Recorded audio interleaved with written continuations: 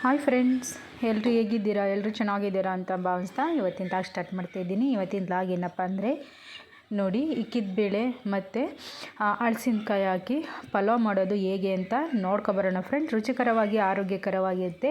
ಇದಕ್ಕೆ ಏನೇನು ಪದಾರ್ಥಗಳು ಬೇಕೋ ನೋಡ್ಕೊಬರೋಣ ಬನ್ನಿ ಫ್ರೆಂಡ್ಸ್. ಮತ್ತು ನೋಡಿ, ಅವರೆಕಾಳು ಹಿಡಿದು ಚಿಟಕ್ಸಿ ಇಟ್ಟಿದ್ದೀವಿ. ಇದು ಒಂದು ಸ್ವಲ್ಪ ತೊಗೊಂಡಿದ್ದೀನಿ. ಮತ್ತು ನಾನಿಲ್ಲಿ ಹಲಸಿನಕಾಯಿಯ ಒಂದರಲ್ಲಿ ಅರ್ಧ ತೊಗೊಂಡಿದ್ದೀನಿ. ಸ್ವಲ್ಪ ತೊಗೊಂಡಿದ್ದೀನಿ, ಯಾಕೆಂದರೆ ನಾವು 3 ಜನ ಇರೋದ್ರಿಂದ ಸ್ವಲ್ಪ ಕಮ್ಮಿ ತೊಗೊಂಡಿದ್ದೀನಿ. ಇದಕ್ಕೆ ಏನೇನು ಬೇಕಪ್ಪ ಅಂದರೆ ನೋಡಿ, ಚಕ್ಕೆ, ಲವಂಗ, ಪಲಾವ್ ಎಲೆ, ಒಂದು ಸ್ವಲ್ಪ ಮೆಣಸು, ಒಂದು ಏಲಕ್ಕಿ ಇಷ್ಟನ್ನು ತೊಗೊಂಡಿದ್ದೀನಿ. ನೋಡಿ, ಹಸಿಮೆಣಸಿನ್ಕಾಯಿ, ಈರುಳ್ಳಿ, ಕೊತ್ತಂಬರಿ, ಶುಂಠಿ ಮತ್ತು ಬೆಳ್ಳುಳ್ಳಿ ಇಷ್ಟನ್ನು ರುಬ್ಬಕ್ಕೆ ಹಾಕ್ಕೊಳ್ಳೋಣ. ನೀಟಾಗಿ ನುಣ್ಣಗೆ ರುಬ್ಬಬೇಕು. ನೋಡಿ, ಇವಾಗ ಒಂದು ಮಿಕ್ಸಿ ಜಾರ್ ತೊಗೊಂಡಿದ್ದೀನಿ. ಮಿಕ್ಸಿ ಜಾರ್ ಒಳಗೆ ಎಲ್ಲನೂ ಸೇರಿಸ್ತಾ ಇದ್ದೀನಿ. ಇದಕ್ಕೆ ಒಂದು ಸ್ವಲ್ಪ ಎಲ್ಲ ಸೇರಿಸಾದ್ಮೇಲೆ ಒಂದು ಸ್ವಲ್ಪ ನೀರು ಹಾಕ್ಬಿಟ್ಟು ಸ್ವಲ್ಪ ಅರಿಶಿನ ಪುಡಿನೂ ಸೇರಿಸ್ಬಿಟ್ಟು ಇದು ನೀಟಾಗಿ ರುಬ್ಕೊಳ್ಳೋಣ.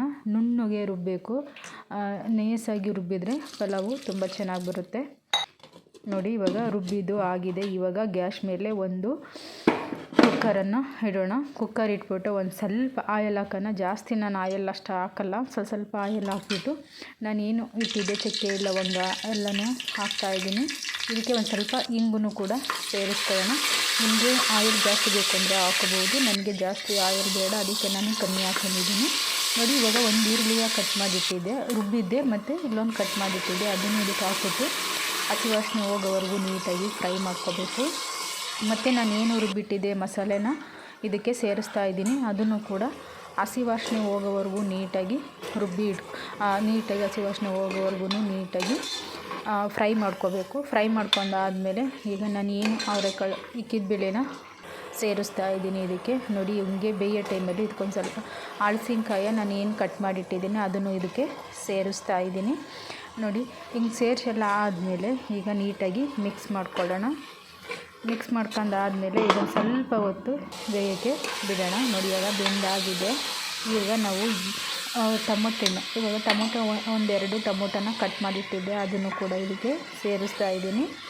ಸೇರಿಸಾದ್ಮೇಲೆ ಇದನ್ನು ಕೂಡ ಫ್ರೈ ಮಾಡ್ಕೋಬೇಕು. ಇವಾಗ ನಮಗೆ ರೈಸಿಗೆ ಎಷ್ಟು ಬೇಕಷ್ಟು ನೀರನ್ನು ಸೇರಿಸಿ ಅದು ಕುದಿ ಬರೋವರೆಗೂ ವೆಯ್ಟ್ ಮಾಡಿ. ಕುದಿ ಬಂದಾದಮೇಲೆ ನಾನು ಅಕ್ಕಿಯ ಎಷ್ಟು ಹಾಕಿದ್ದೀನಿ ಅಷ್ಟನ್ನು ಸೇರಿಸ್ಬಿಟ್ಟು ನೀಟಾಗಿ ಮಿಕ್ಸ್ ಮಾಡ್ಕೊಂಡು ರುಚಿಗೆ ತಕ್ಕಷ್ಟು ಉಪ್ಪನ್ನು ಸೇರಿಸಿ ಮುಚ್ಚಿದ್ದೀನಿ.